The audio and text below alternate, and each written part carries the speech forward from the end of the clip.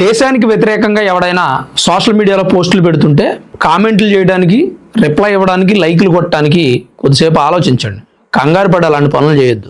ముస్లిమ్స్ని తిడుతూ ఎవడైనా పోస్టులు పెడితే హిందువులు చంకలు గుద్దుకోవద్దు. అలానే హిందువులను తిడుతూ ఎవడైనా పోస్టులు పెడితే ముస్లిమ్స్ అందరూ మీసాలు మెలేయొద్దు. ఎందుకు చెప్తున్నానంటే ఈ విషయం మీ వెనక మీకు తెలియకుండా హిందువులను తిడుతూ, ముస్లిమ్స్ను తిడుతూ, హిందువులను పొగుడుతూ, ముస్లిమ్స్ను పొగుడుతూ పోస్టులు పెట్టేది మాత్రం నిజమైన ఇండియన్స్ కాదు. వీళ్ళంతా టెర్రరిస్టులు కింద పనిచేస్తున్నటువంటి దేశద్రోహులు. ఈ విషయం చాలా మందికి చాలా ఆలస్యంగా అర్థమవుతుంది. అర్థమయ్యేపాటికి జరగాల్సిన అనర్థం జరిగిపోయి టెర్రరిస్ట్ భావజాలాన్ని ఇష్టపడే వ్యక్తులు టెర్రరిస్టుల్లో జాయిన్ అయిపోతూ ఉంటారు. ఎందుకు నేను ఈ విషయాన్ని చెప్తున్నానంటే, విజయవాడలో అరెస్ట్ అయిన ఉగ్రవాదులు ఎవరైతే ఉన్నారో వారు హైదరాబాద్లో వీరిని నడిపిస్తున్నటువంటి సైదా బేగం సోషల్ మీడియా ఇన్ఫ్లుయెన్సర్గా ఉంటూ ఇళ్లలో పనిచేసుకుంటూ వీళ్ళందరికీ టీం లీడర్గా వ్యవహరిస్తున్నటువంటి అల్ షుకూర్, వీళ్ళంతా కూడా దేశద్రోహ కార్యక్రమాలకు పాల్పడుతూ ఉన్నారు. ఎలా అంటే సోషల్ మీడియాలో ముస్లిమ్స్ని తిడుతూ ఒక పోస్ట్ పెట్టగానే హిందువులు చాలామంది రియాక్ట్ అయిపోయి ముస్లిమ్స్ని తిడుతూ ఉంటారు. అలానే హిందువులను తిడుతూ ఒక పోస్ట్ పెట్టగానే ఆ పోస్ట్ కామెంట్లు పెట్టి, లైకులు కొట్టి షేర్ చేస్తూ ఉంటారు. ఆ కామెంట్లు పెట్టి, లైకులు కొట్టి షేర్ చేసిన వాళ్ళలో కొంతమందిని టెర్రరిస్టులు సెలెక్ట్ చేసుకుంటారు.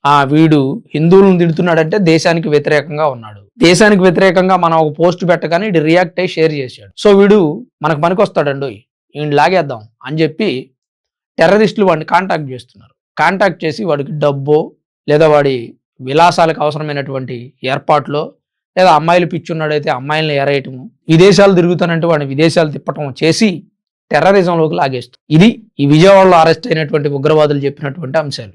దేశవ్యాప్తంగా 40 మంది మొన్న అరెస్ట్ అయ్యారు కదా, వీళ్ళందరికీ కూడా సుమారు సోషల్ మీడియాలో 40 అకౌంట్లు ఉన్నాయంట వేరే వేరే పేర్లతో.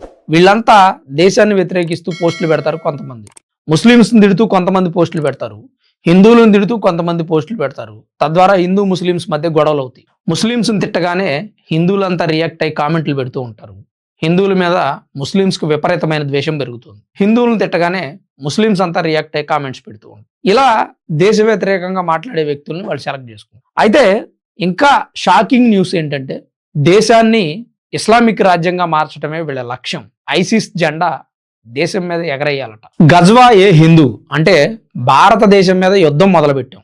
యుద్ధం అంటే ఇజ్రాయేలోడు ఇరాన్ మీద చేస్తుంది కాదు, మనకు తెలియకుండా మన మీద కనిపించినటువంటి ఒక యుద్ధం మొదలుపెట్టారు. జిహాదు, ఫుడ్ జిహాదు, హిందూ ముస్లిమ్స్ మధ్య గొడవలు పెట్టి రెచ్చగొట్టడం, ఈ దేశంలో ముస్లిమ్స్కి అన్యాయం జరుగుతోంది, హిందువులు తొక్కేస్తున్నారని ముస్లిమ్స్ని రెచ్చగొట్టడము, ముస్లిమ్స్ ఈ దేశంలో ఉంటే హిందువులు ప్రశాంతంగా ఉండలేరు, ఇది హిందూ దేశంగా మారదు అని హిందువుల్ని రెచ్చగొట్టడము, ఇలాంటి అనేక కార్యకలాపాలకు పాల్పడుతూ ఉన్నారు. ఈ కాలంలో ఎక్కువగా సోషల్ మీడియా ఉంది కాబట్టి దాన్నే వాళ్ళు ఆయుధంగా వాడుకుంటున్నారు. ఇస్లాంని విశ్వసించని వాళ్ళపై వ్యతిరేకమైన పోస్టులు పెట్టడం, ఓ వర్గం కుర్రాళ్లలో టెర్రరిజం భావజాలాన్ని నింపడం, ఈ దేశాన్ని ఇస్లామిక్ రాజ్యంగా మారిస్తే తప్ప ఇక్కడ ముస్లిమ్స్ ప్రశాంతంగా బ్రతకలేరు అని వాళ్ళని రెచ్చగొట్టడం, ఇలా వీళ్ళు చేస్తూ అల్ షుకూర్ అనేవాడు జిహాద్ కోసం ప్రాణత్యాగం చేయడానికి సిద్ధంగా ఉన్నటువంటి కుర్రాళ్ళందరినీ సెలెక్ట్ చేసుకున్నాడు.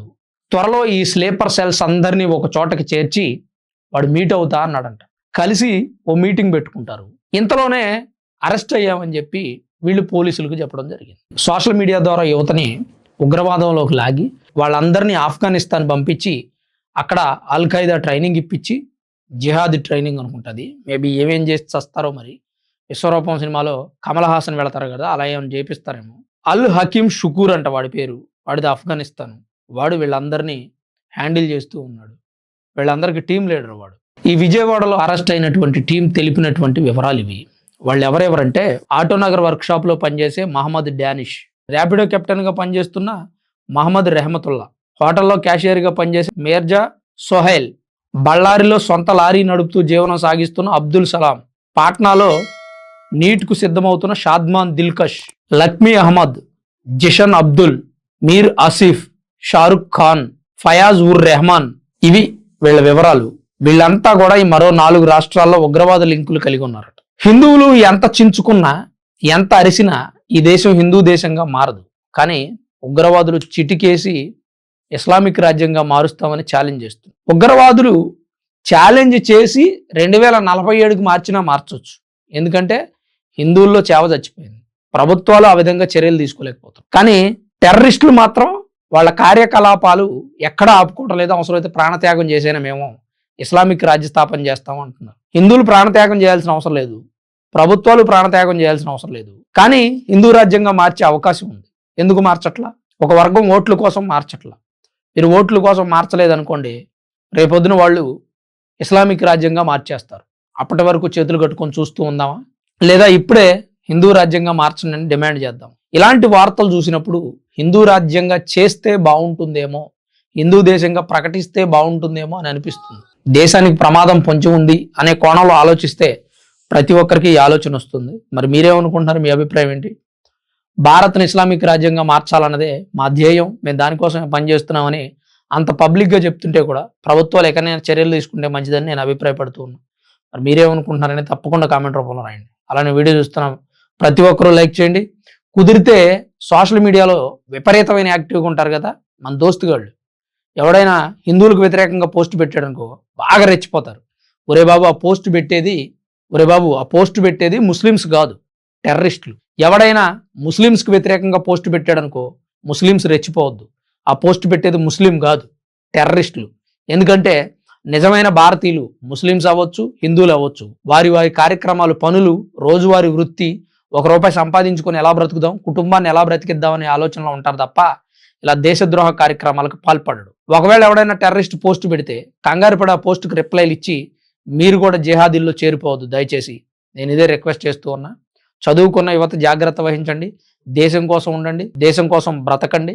దేశంలో ఉండి దేశాన్ని గొప్పగా పేరు తీసుకొస్తూ మీకు మీరు గొప్ప పేరు తెచ్చుకోవడానికి ప్రయత్నం చేయండి. అంతేగాని జిహాదీల్లో చేరి ఆత్మాహుతి దాడులకు పాల్పడిన గొప్ప వ్యక్తి అని టెర్రరిస్టుల చేత అనిపించుకోవడానికి మీరు ఇప్పుడే సాహసాలు చేయాల్సిన అవసరం లేదనేది నా అభిప్రాయం. ఇప్పటివరకు ఈ వీడియో ఎంత ఓపికగా చివరి వరకు చూసిన మీ అందరికీ పేరు పేరున ప్రత్యేకించి ధన్యవాదాలు.